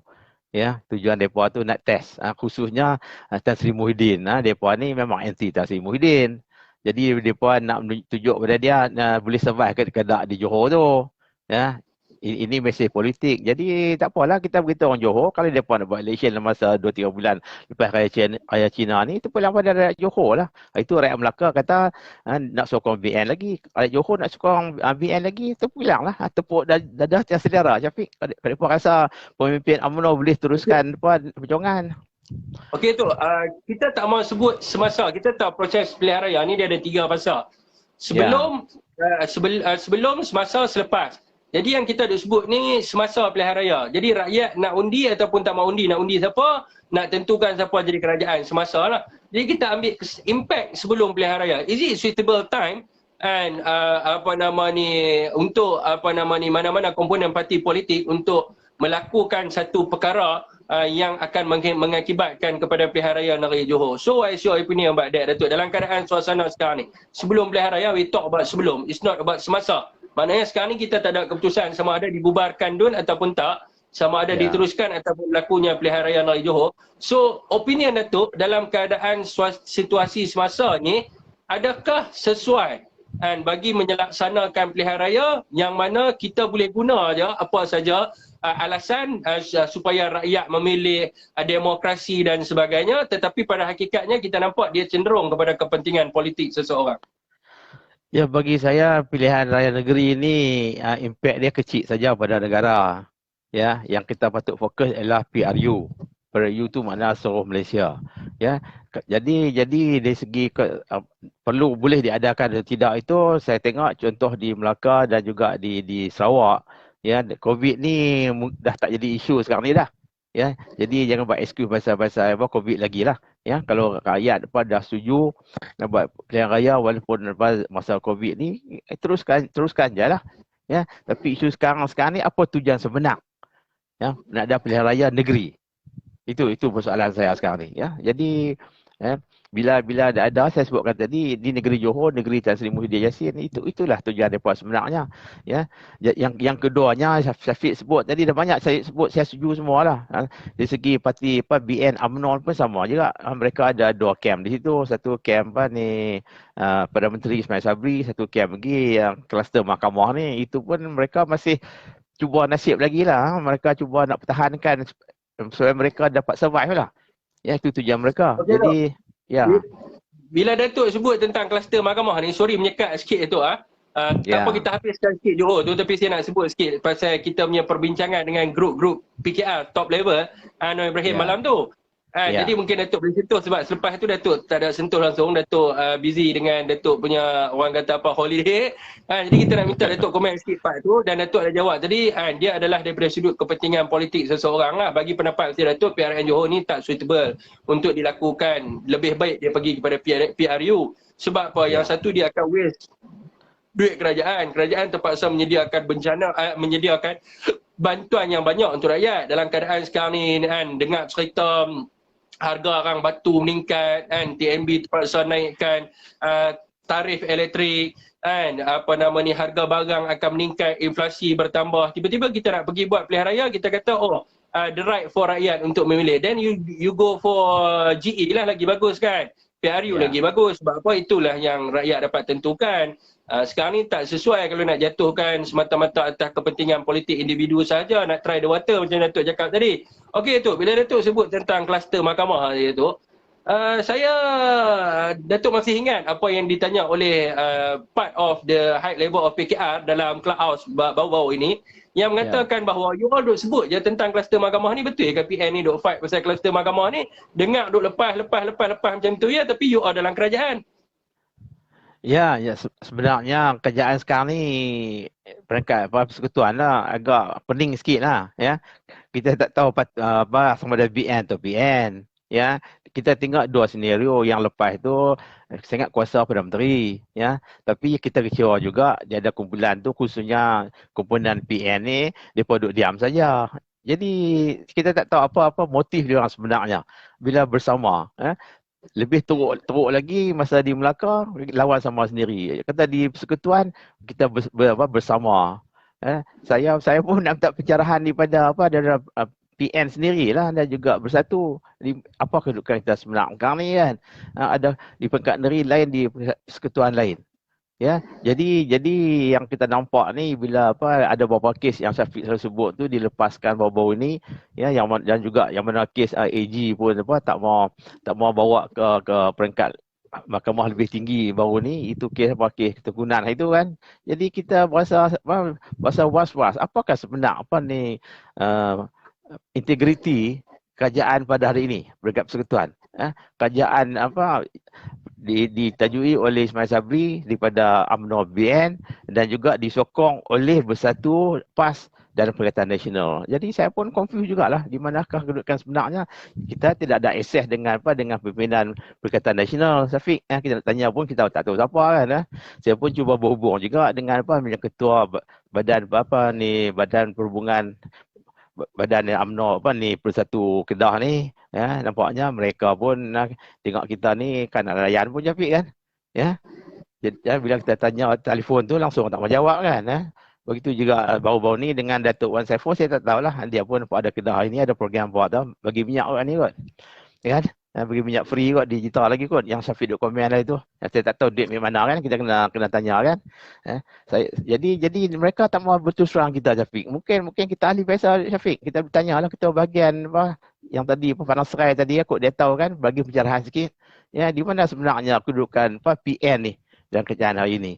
Dan juga apakah cadangan kita untuk pilihan raya akan datang lah. Okey, sebabnya UMNO dengan bertegas hari ini, macam Khalid Nordin pun buat statement, dia kata BN akan go solo. Ya. Zahid pun cakap macam tu. Jadi di pihak belah PN ni diam saja. Bersatu dan juga PAS khususnya. Baik. Ya, Jadi okey kita tu, teruskan. ya Hmm. Awak pula ni saya nak komen tadi, saya bukan tengah duk mesej, saya tengah duk share. Share live, tiba-tiba terputus. Aduh. Sayang ah. Nak kena start balik. Ya, Datuk masuk balik ah. Ni Zain Iqmal lah ni. Punca apa ni? Saya tak mau ni tekan panel ni.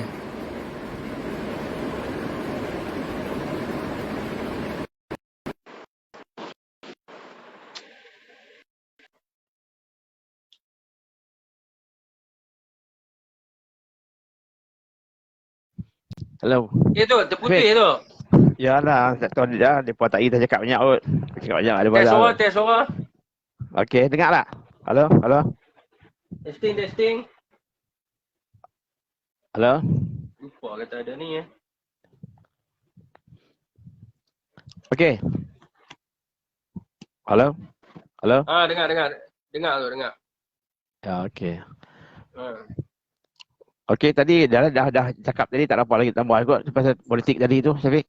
Yang kekecewaan kita lah. Kalau ada election kali ni rakyat nak pilih siapa itu je lah. Dah harap kali ni rakyat pilih calon kot. Dalam parti mana pun sangat calon berperanan lah.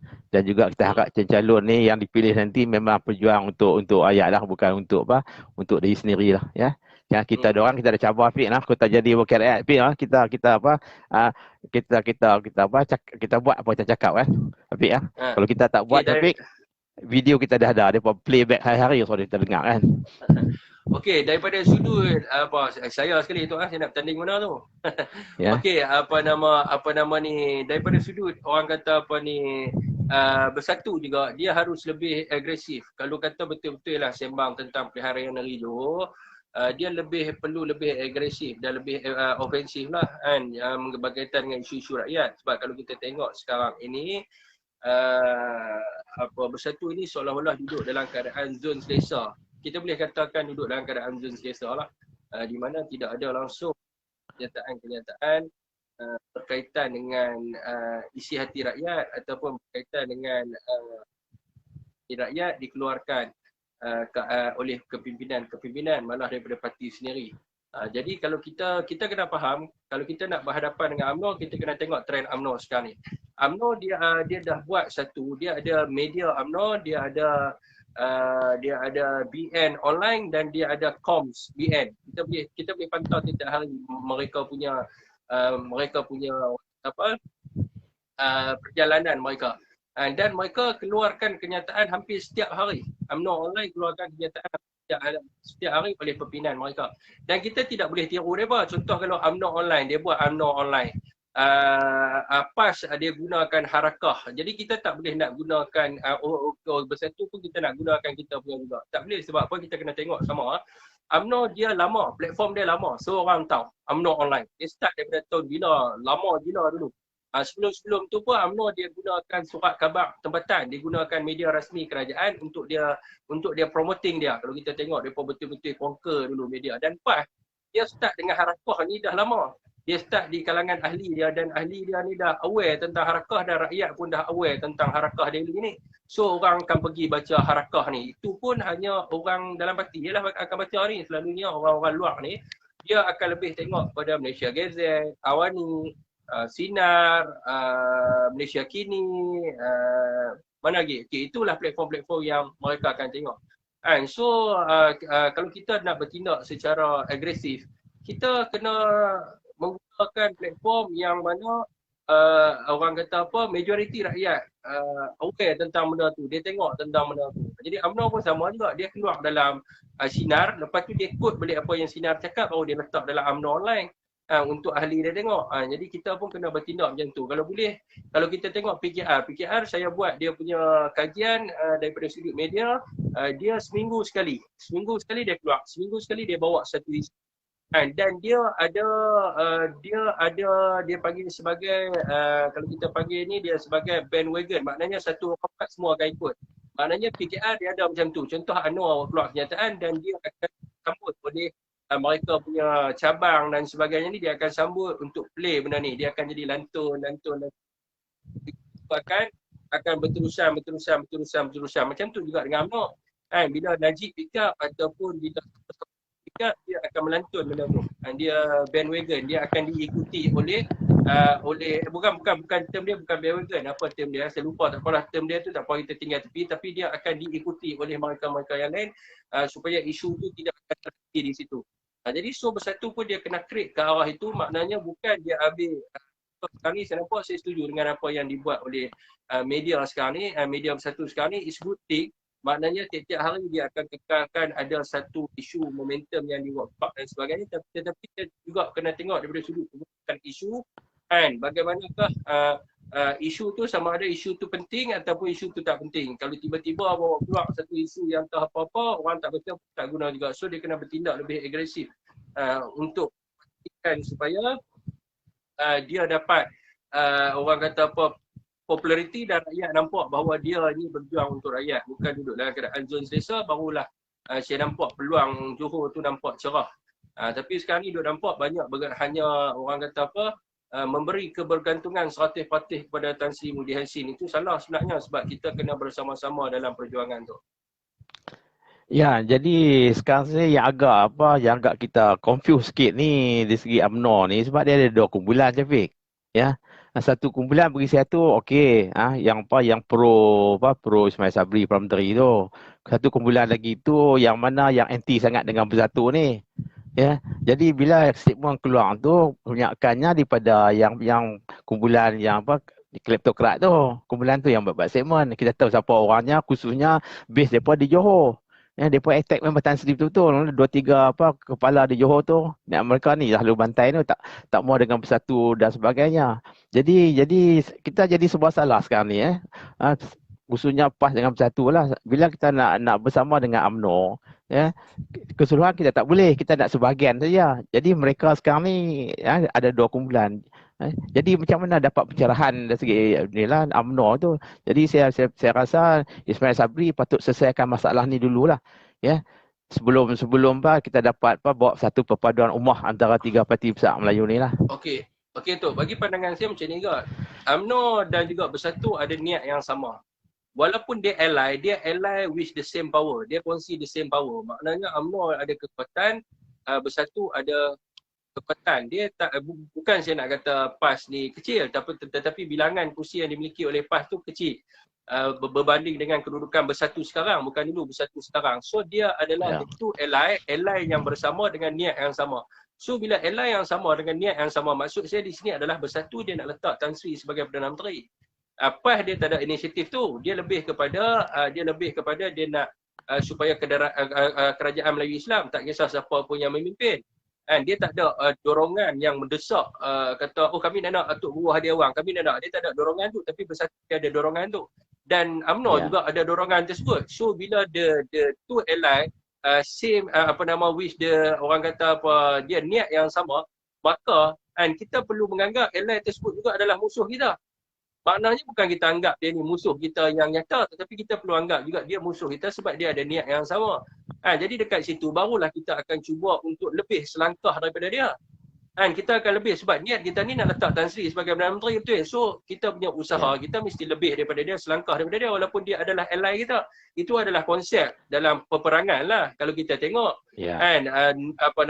Peperangan yang melibatkan ally yang besar ni. Kalau mereka ada niat yang sama, dia akan pastikan bahawa dia akan gains the power, so dia dapat control ally yang satu lagi. Tu yang UMNO buat. Walaupun kita dapat Ismail Sabri ni belah kita, tapi kita perlu sedar satu benda, dia adalah orang UMNO, dia bukan orang Bersatu. So dia akan memastikan bahawa UMNO will lead the coalition of the party. Tapi dalam satu, kita nak Tan Sri Muhyiddin Yassin will lead the coalition of the party. Tapi apakah usaha kita ke arah tu? Tapi UMNO kita nampak usaha dia ke arah tu. Tapi adakah kita nampak usaha kita ke arah tu? Kita tak perlu sembang sama ada UMNO 2 kumpulan akan tendang kita ataupun tak tendang kita. Kita fikir daripada sudut tu. Kalau kita nampak dia sebagai ally kita share the same niat. Bila kita share the same niat, tu yang jadi masalah di situ tu.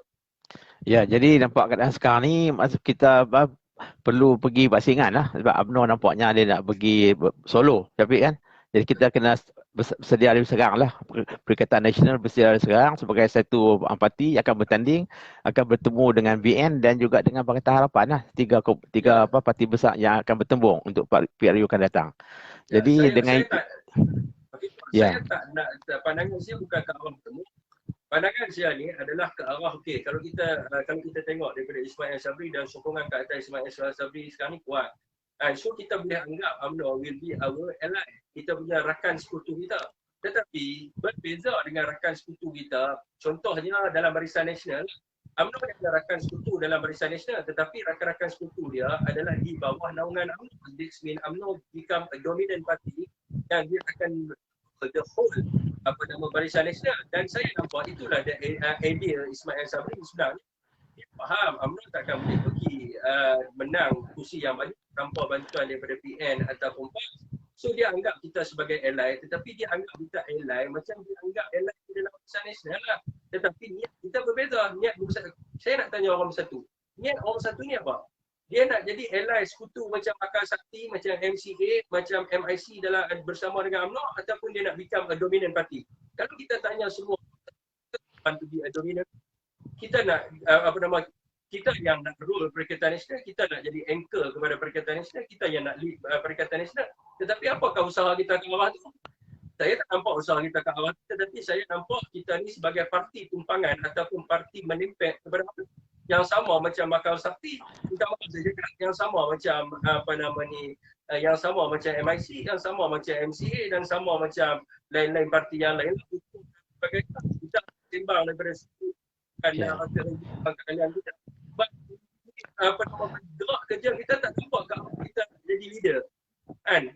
Datuk faham tak? Dia ada perbezaan di antara siapa yang nak jadi satu leader bersatu ni, nampak ke arah nak jadi pakiat lah orang kata, nak jadi hamba lah kepada the coalition ni. Tak nampak kepada kita nak lead. Kalau kita nak lead, kita kena agresif, kita kena jadi aktif, kita kena duduk depan hari-hari. Kalau kita adalah biarlah kita sokong dia ni semua sekali ni, kita nampak kita nak menempel dia, tu jadi masalah. Bila kita menempel dia, kita kena tahu bila dia dah kuat, dia akan tendang kita, tambah-tambah pecahan daripada kita. Dia akan tendang, dia akan cuba untuk tarik orang kita masuk ke dalam parti dia untuk dia kuat, dan dia akan tendang kita keluar macam bola. Itu kita kena tahu. Ya, saya setuju lah. Ya, sekarang ni nampak begitulah ya, macam kita nak menempel. Jadi sekarang ni kalau PN nak jadi sebagai dominan, ya, dua perkara kita perlu lakukan sekarang ni lah. Pemimpin kita dalam bersatu khususnya dan Perikatan Nasional. Pertama sekali ni apa yang kerajaan buat sekarang ni, tindakan kerajaan sekarang maksudnya Ismail Sabri lah sebagai Perdana Menteri, apa tindakan ni yang kita tak setuju. Kita patut kemukakan, kita patut make known to him. Ya, contoh macam kerja asing tadi ya. Kalau kita tak setuju, kita kena make known walaupun kita satu kerajaan. Sebab kita nampak dah kita nak dominan. Ya. So we have to speak out. Jadi sekarang ni bila kita duduk diam, jadi kita tak akan jadi dominan, kita jadi cepat turut. Jadi macam kita desperate kan. Kita nak hang to power kan, menggunakan Ismail Sabri daripada UMNO dan BN. Yes, the term is hang to power. Betul tu. You are very clever tu. Okay. Ya, yang keduanya, strategi yang patut pemimpin kita buat, kita boleh cakap apik kan, patut Perikatan Nasional buat ialah kita memperkemaskan Perikatan Nasional ni sebagai satu parti multiracial. Kita tahu bersatu dengan PAS ni, kita bukan multiracial, kita fokus kepada orang Melayu.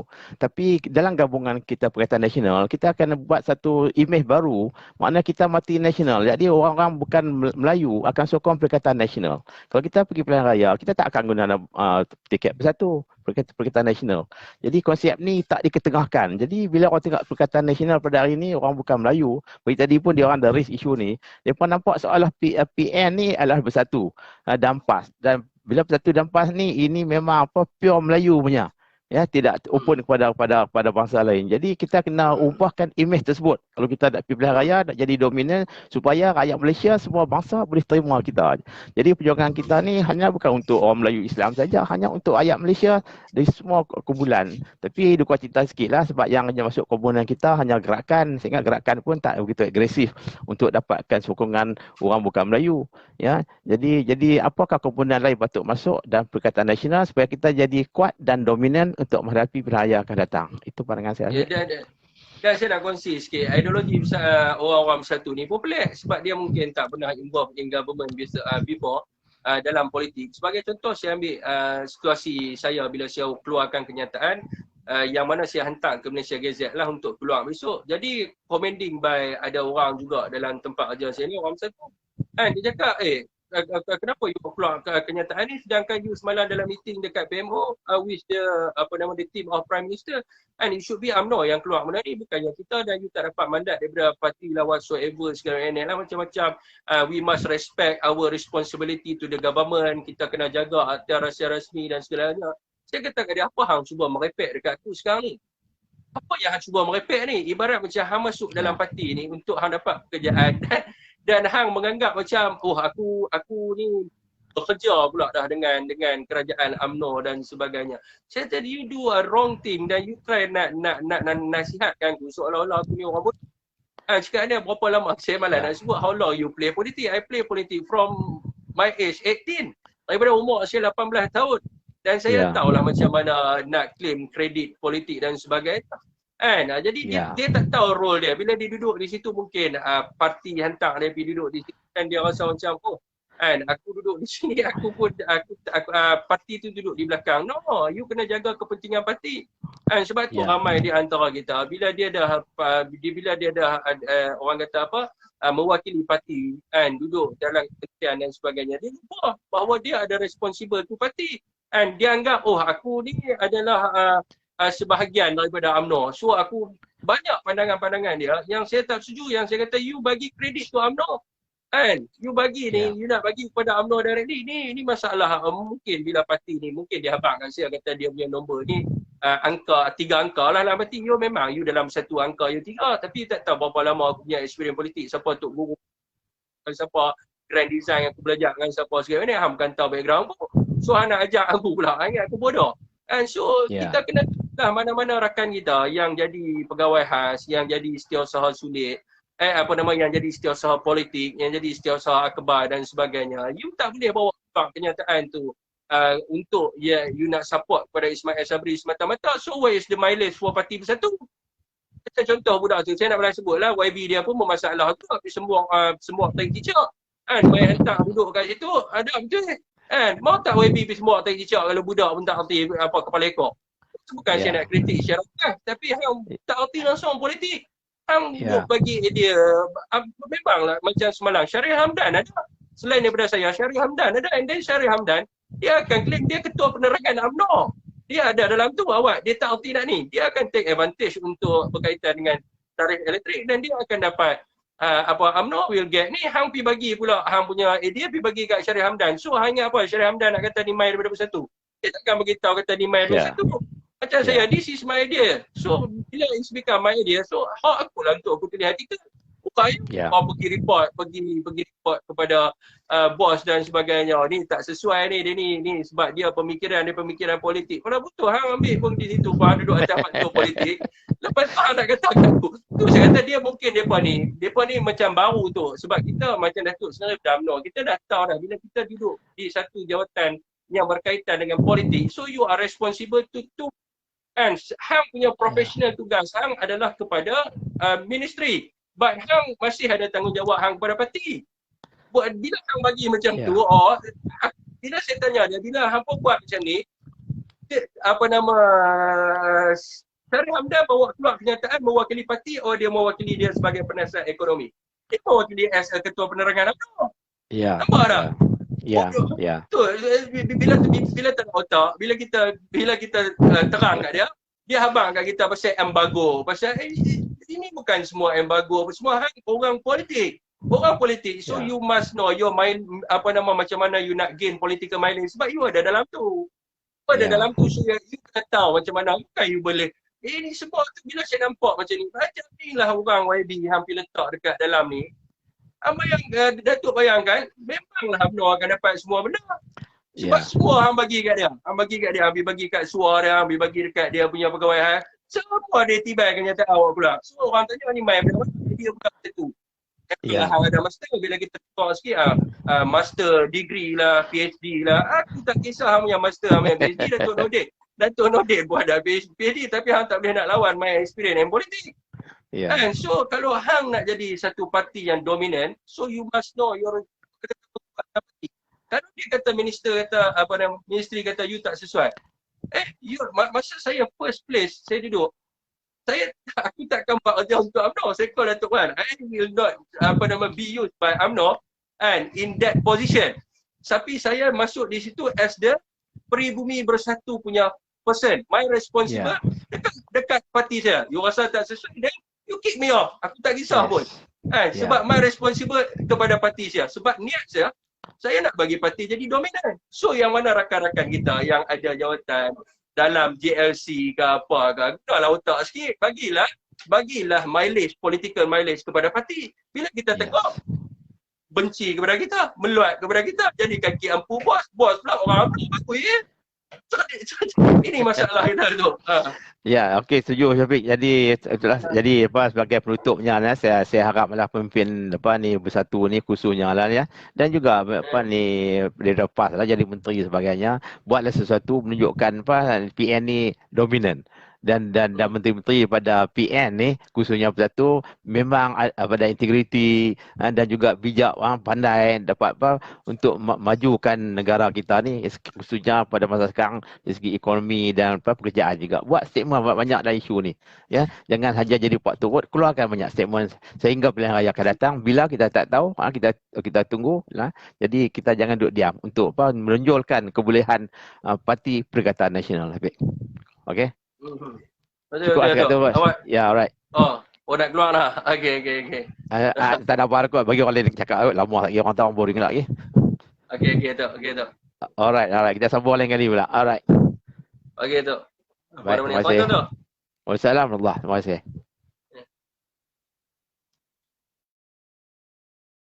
Kuat sikit hantar kau jangan slow sangat. Yang betul Abang Omar Maidin. Sebab tu saya rapat dengan Cikgu Bat. Bukan saya nak bodek dia.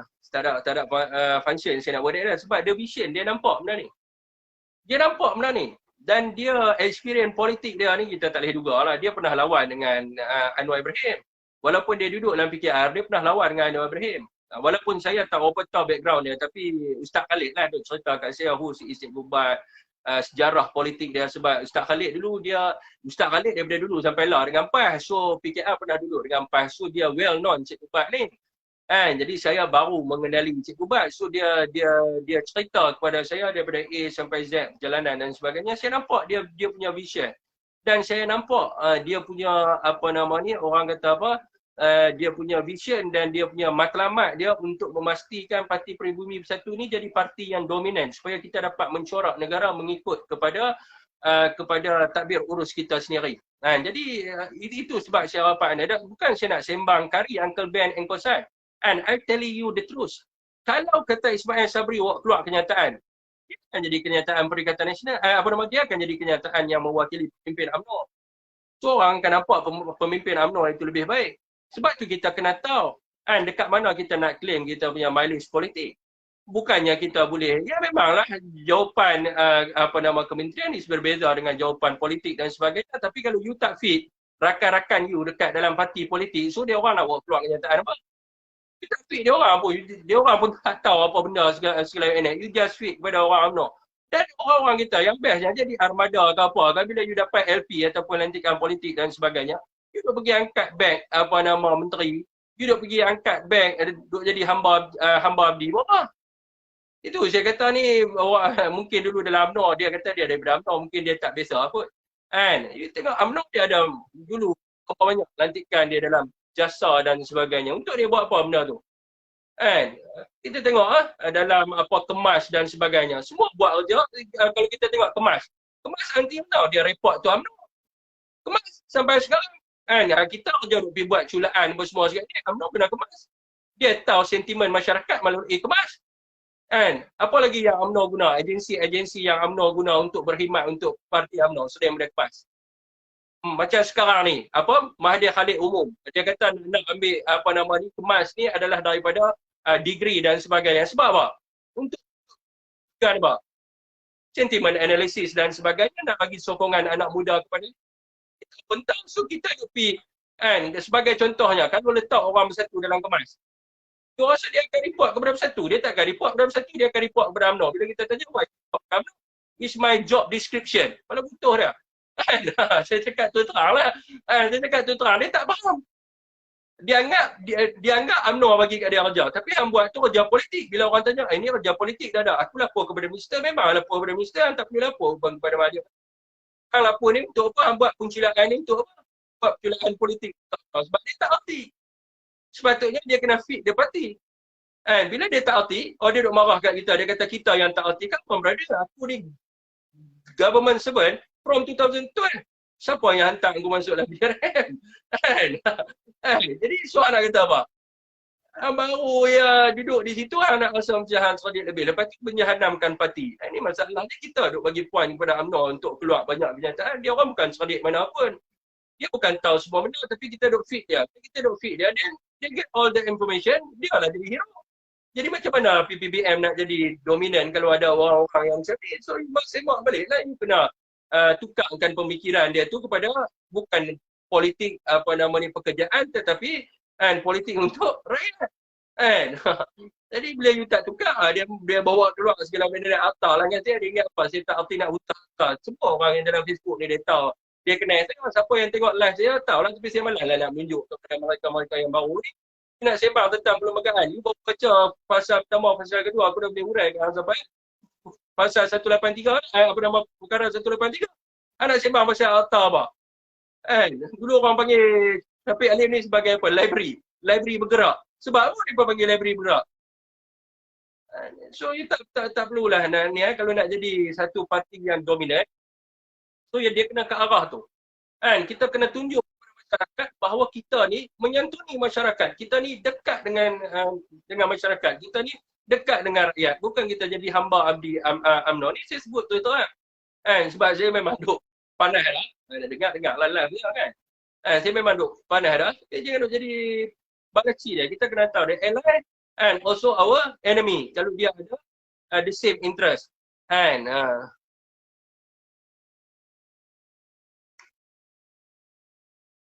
Okay, tuan, soalan. Siapa nak masuk BC ke, boleh masuk BC ya.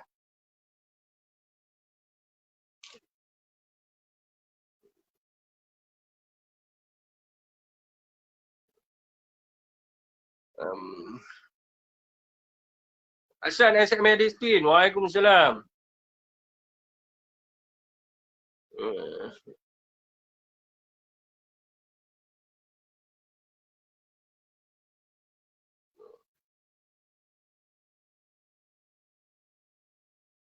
Itu yang bakul prihatin boleh jadi hak milik Ismail Sabri tu. Sekarang ni di trademark bakul prihatin bawah keluarga Malaysia. Sebab apa? Orang YB pun otak tak ada kan. Dia pun anggap politik ni boleh untuk cari kekayaan. Itu masalah dia. Contoh macam rebate. Rebate elektrik. Orang yang bagi siapa dia? Yang bagi adalah Tan Sri Muhyiddin Yassin. Najib Razak duk kutuk tentam Tan Sri pasal rebate elektrik RM2 tu, 2 sen tu. And then sekarang ni UMNO nak claim. Kata dia yang akan buat benda ni dan sebagainya. Kata yang saya rasa macam bullshit lah kan. Hang nak ambil hang punya kepentingan politik, benda-benda yang jijik macam tu kan. Saya bukan nak kata lah, saya memang tengah marah kepada seorang tu. Jadi orang kata apa, terlepas. Sebab sayang saya ni kepada parti tu tinggi. Macam dulu lah masa saya duduk dalam UMNO, ketaksuban saya kepada UMNO tu tinggi. Sebab kepercayaan saya kepada UMNO untuk menjaga kedudukan orang Melayu. Siapa ni kata kepada UMNO saya tak marah, sehinggalah terbukti bahawa pemimpin UMNO bermasalah. Dan saya duduk dalam Bersatu, tak ada siapa boleh uji kesetiaan dan kesayangan saya kepada parti dan tak ada siapa boleh uji setakat mana saya sanggup buat untuk parti. Orang pun tak sanggup buat sebenarnya. Jadi tak perlulah nak cakap siapa yang boleh spend dia time. Baik saya duduk jauh lah ni, baik spend masa untuk video call dengan wife ke, untuk texting wife ke, aku nak cari kehidupan aku dan sebagainya. For what reason aku nak habiskan masa aku 2-3 jam setiap malam untuk encourage people untuk percaya kepada Bersatu. Sebab apa? Sebab kesetiaan lah. Sebab keyakinan bahawa Bersatu akan jadi satu parti dominan yang akan menjaga kedudukan orang Melayu dan hak semua kaum kat dalam negara kita, dan Bersatu adalah wadah perjuangan yang baru. Orang nak kata apa kat saya? Kata apilah. Because you not understanding pun, you tak faham pun perlembagaan Bersatu tu. Sebab kalau you faham, tak kira lah you orang baru ke orang lama ke. Kalau you faham, you akan tahu ini wadah perjuangan yang relevan, yang harus diterima oleh seluruh rakyat Malaysia. Tapi masalahnya, you masuk dalam parti, ikut-ikutan. And bila ketua bahagian you masuk Bersatu, you pun masuk Bersatu. And bila rakan you masuk Bersatu, you pun masuk Bersatu. You bukan masuk atas, you tengok kepada matlamat dia. Berapa orang yang ajak saya masuk Bersatu dulu, berapa lama saya menolak. Sampailah saya baca dan fahami isi perlembagaan Parti Peribumi Bersatu, termasuk dengan punca kuasa, termasuk dengan demokrasi dalam parti dan sebagainya. Baru saya masuk, baru saya isi orang. Sebab saya faham dan saya tahu inilah perjuangan yang harus dibawa ke masa hadapan demi kepentingan negara. Yang tak faham, hang anggap macam ni platform aku untuk aku cari duit. And ini platform aku, hang tak sanggup berkorban. Politik kalau tidak ada pengorbanan, tidak akan dapat kejayaan. Malah itu adalah dalam kehidupan. Kalau hang pergi masuk universiti, hang tak berkorban jiwa dan raga, hang tak berkorban masa dan wang ringgit, hang tidak akan berjaya dalam universiti hanya sekadar hang duduk di situ saja. Apa-apa pun kejayaan, kalau hang tidak ada pengorbanan, hang tidak ada kesungguhan, hang tak akan berjaya. Kalau hang setakat hang duduk dalam parti politik dengan seorang pemimpin yang berwibawa macam Wan Ahmad Faizal dan juga Tan Sri Budi Yassin, parti itu akan berjaya. Tanpa kesungguhan, tanpa pengorbanan daripada keseluruhan peringkat parti, dia tidak akan berjaya. Tapi sekarang ni, ada tak kesungguhan tu? Ada tak benda tu semua? Tidak ada. Malah orang PKR dan DAP sendiri mengkritik yang mengatakan bahawa suara perjuangan Bersatu telah tenggelam. So how can we become a dominant party dalam PRU ke-15?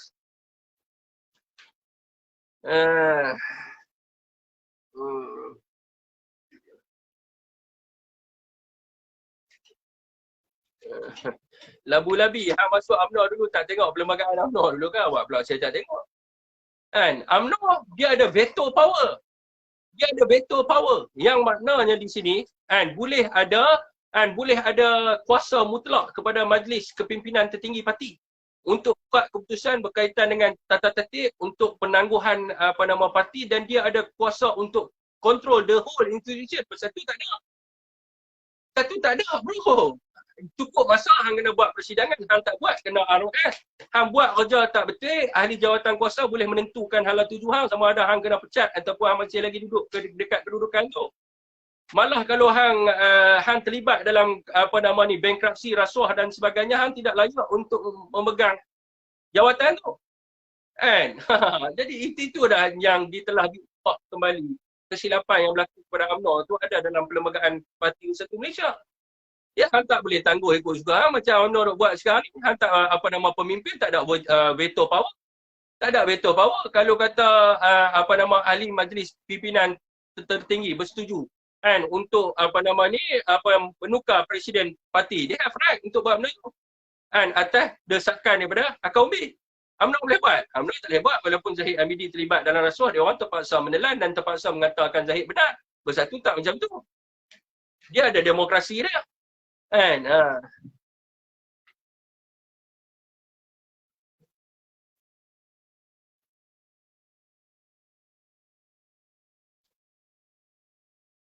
Okey, tuan.